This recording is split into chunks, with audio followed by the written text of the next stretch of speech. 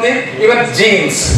What I said, genetic diversity leads to the species diversity. Species diversity leads to the ecosystem diversity. Ecosystem diversity leads to the entire this biosphere diversity. That's only one. Okay. So within the genetics diversity, now I have shown you the populations. Start from the nucleotides, the arrangement of nucleotides that gives us specific genes, the arrangement of genes in the chromosomes of individual that makes the individual organism that gives rise to the populations. Okay, like that we will get the populations and the niches. Niche in the sense is a kind of the role of an organism in a particular habitat conditions. Within a niche, only one species only exists, and there could be lots of niches in a habitat. Next slide, please. So all these things, different ecosystems are put together, but in a broader sense, we will get the terrestrial biomes. That is land-based, like grasslands, tropical, rainforest, temperate lands, and all these things.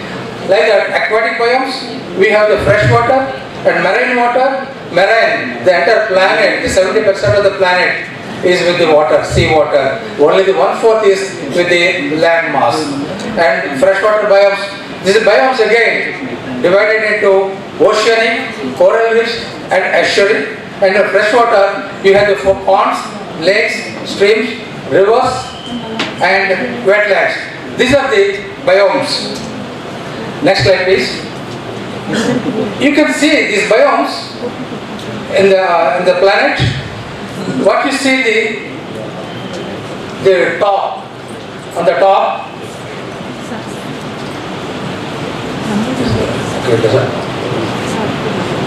On the top you have the tundras.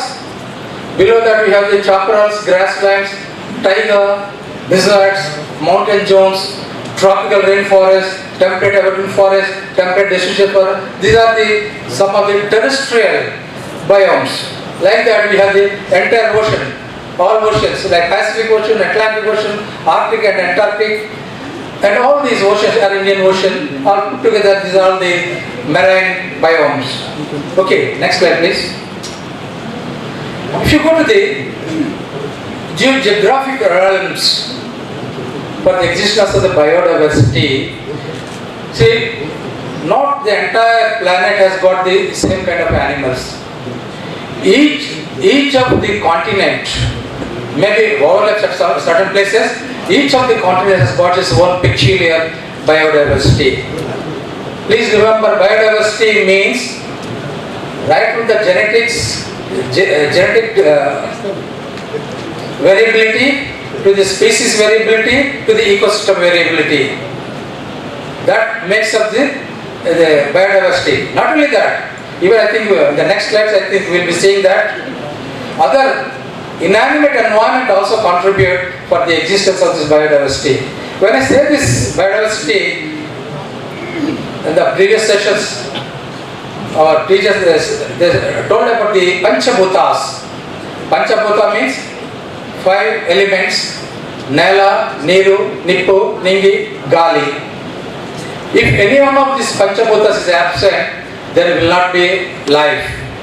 Nature, I think we can bring many Nobel laureates to the country. Because nature teaches a lot of things, many things. And also it renders lots of ecological services. If you calculate in terms of monetary value, I think you don't have the measurements to measure the amount of benefits they are giving in terms of monetary value. I think you cannot measure it. That is the balance of nature, putting in the equilibrium status, biological productivity, the vegetation, the crops, the different animal productivity, and regulation of the climate, rainfall, temperature, and all these things are being regulated by the varieties of the animals and plants and the mixture that is called the ecosystem or the biomes. And it also decomposes the waste material. It has got the naturally decomposing quality. It has got, because all naturally built material are degradable. What all we make, they are non-degradable, especially the plastic kind of things. And cleaning of air and water, this entire ecosystem, they are the sink of the many pollutants, polluting, creating products, and also they recycle the nutrients.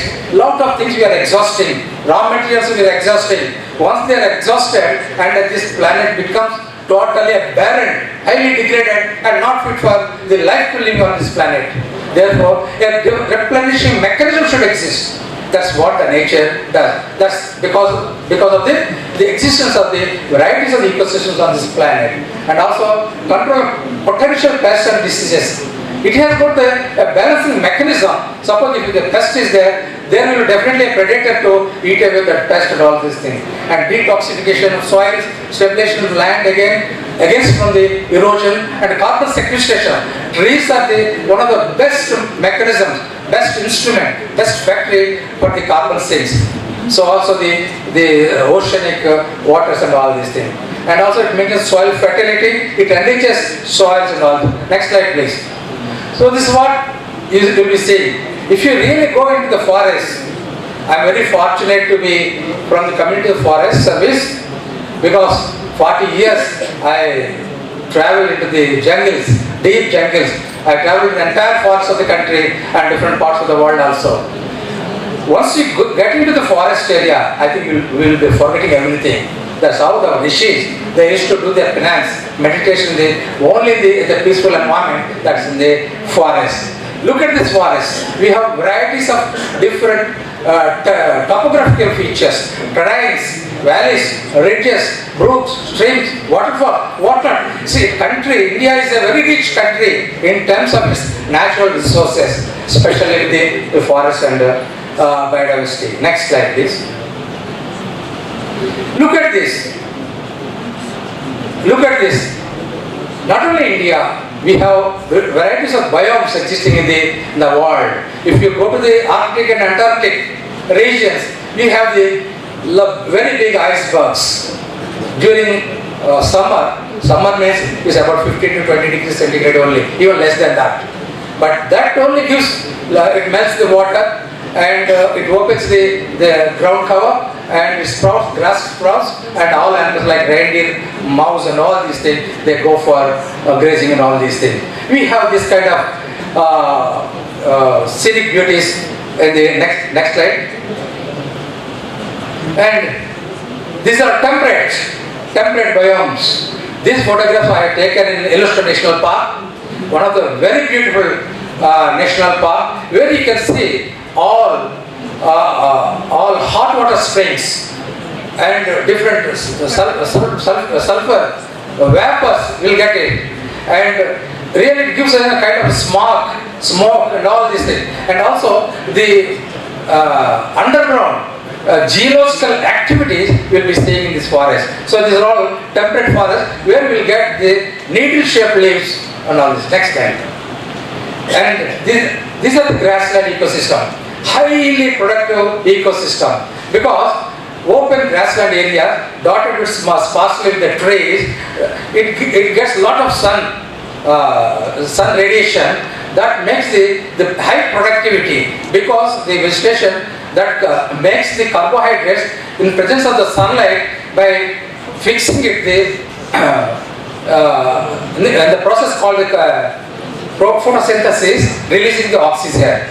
That means a tree is a multiple factory, oxygen producing factory, carbon dioxide assimilation factory, nutrient releasing factory, water releasing factory, controlling the soil erosion, what not. If you go on inventorize, I think 1 year is not sufficient to tell the benefits of each of the tree. Tree is a multiple factory, that is the lifeline for the entire diversity of life existing on this planet. Wherever the grasslands are there the productivity is high, where there you will get lots of herbivore species. To control this herbivore species, we have the predators of first order, second order, third order predator that controls the population.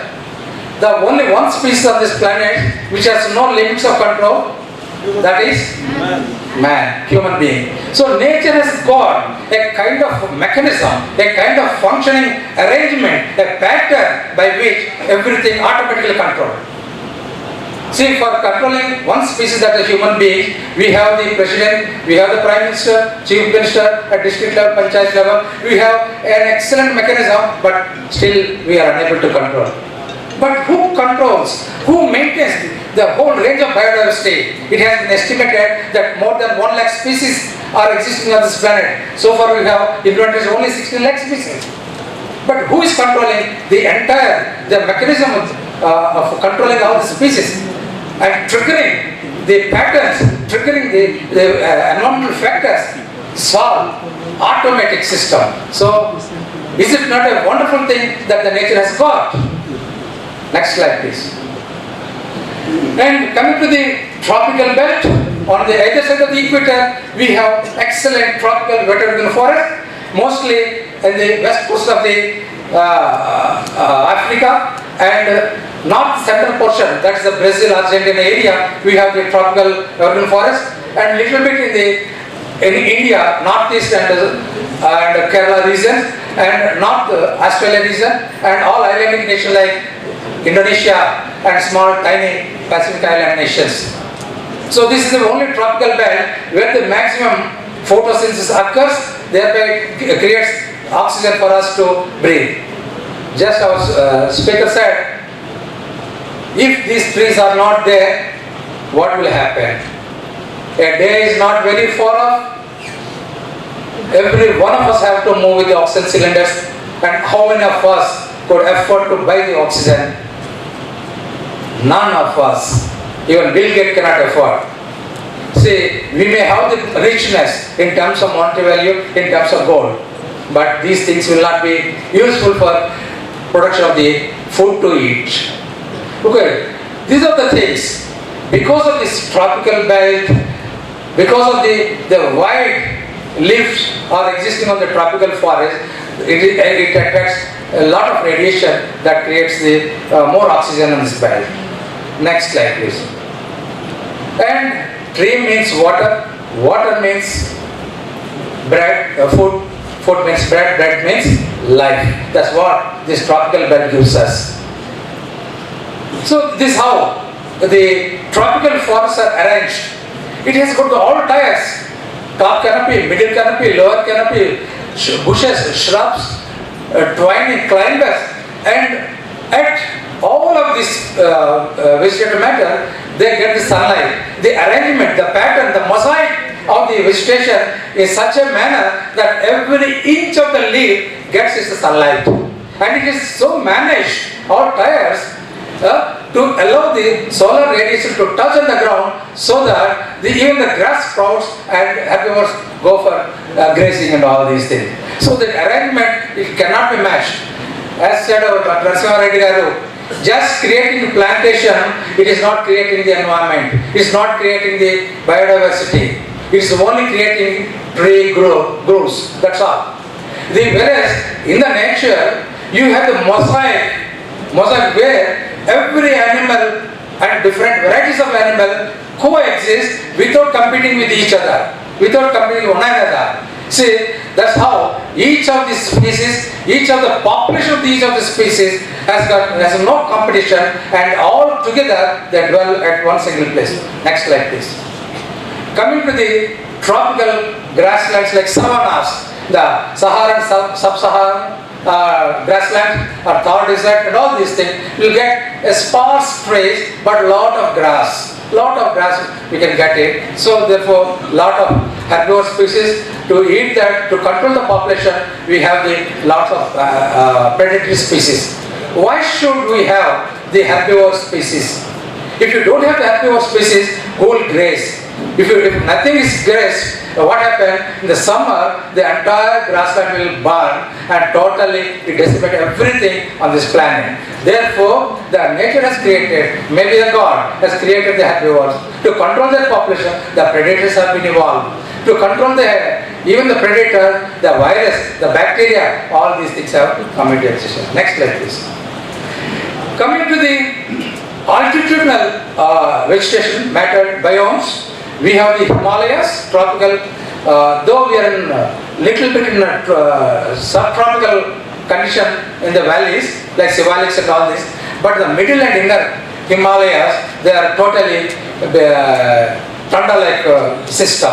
The snow rains, and the peaks of the Himalayas, they are with the snows and all these things. So also we have got in the west coast of South America, that is the Andes, and the west coast of the North America, also we have the Rocky Mountain National Park, a beautiful mountains, ranges, Hindu Kush, and all these things. Next slide please. Also we have the desert biomes. Even no biome is unnecessary. Every biome, every ecosystem, every habitat is as useful as the tropical wet evergreen forest. Everything has got its uniqueness. The species which exist in the desert will not exist in the high rainfall area. Those species which exist in the high rainfall area will not exist in some of the dry deciduous areas. Therefore, the environmental factor, how it is changing, the varieties of biomes on this planet, only to give the rich biodiversity. Wherever the biodiversity is there the life of human beings is very easy. Population of about 1.3 to 4 crores of billions of the people on this planet. That means by 2050 we need to have 2 planets like Earth to support the whole of these human beings on this planet. Next slide please. So the planet Earth has got the certain capacities. Beyond that capacity we cannot regenerate it. So now all our resources are now sufficient only for 8 months only, not for 12 months. So I think it is a need of the hour. Every one of us have to rise to the occasion and protect the planet Earth. Next slide please. Next slide. So a lot of extinctions are taking place, and because of the water depletion, the ice are melting and all low-lying areas will be submerged. Next slide please. It's all because of the air pollution, water pollution, land pollution, biodiversity depletion, and these are the certain invented causes which making this planet Earth is unfit for the life. Next. So there is about current rate of speed about 1,800 to 30,000 species per year are getting extinct. Next slide. There are 595 sites of imminent species extinction centers in the form of protected areas. Next slide. Next slide. These are some of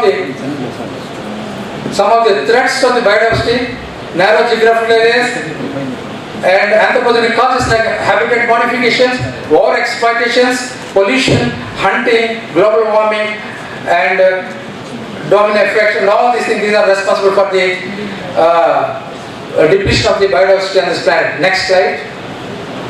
Next. So then, what are we supposed to do?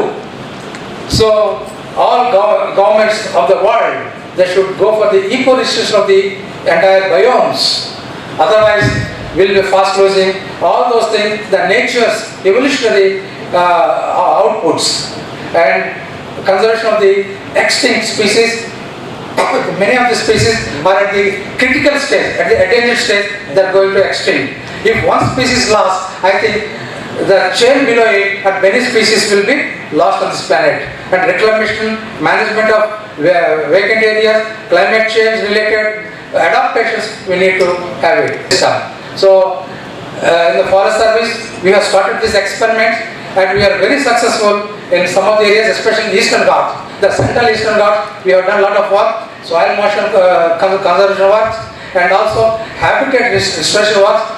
As a result, tigers and other animals which have retreated from those habitats, they have started revisiting those areas. Like that, if you have properly planned all your research works and implement properly, sincerely, I think we can restore back the habitats, and through the restoration of the habitats, we can also restore the biodiversity. Next slide please.